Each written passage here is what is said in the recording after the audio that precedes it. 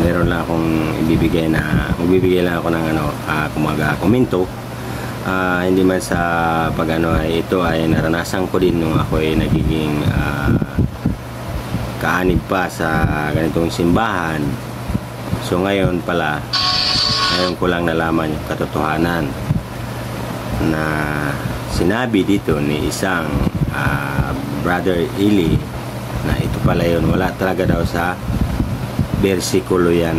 Ito guys, panoorin natin. Hindi man sa ako naranasan ko yan, pero parang ang feeling ko noon ay parang nawala lang ako sa parang nakatulog or etc. Parang ganun, parang nawala sa sarili, parang yun yung nararamdaman ko nung time na yun. So ngayon ko lang pala alam na ito pala yun. Ito guys, panoorin nyo guys.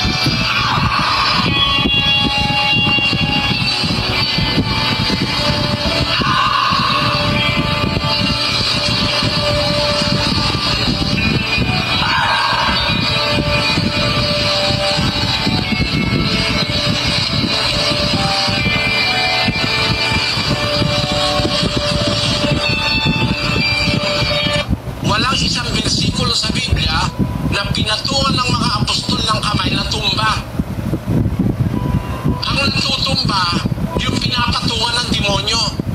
Ang nagpapangatal sa tao, espiritu ng demonyo, hindi espiritu ng Diyos. Ang espiritu ng Diyos nagpapatatag. Yung Espiritu Santo nagpapatatag, ulitin ko.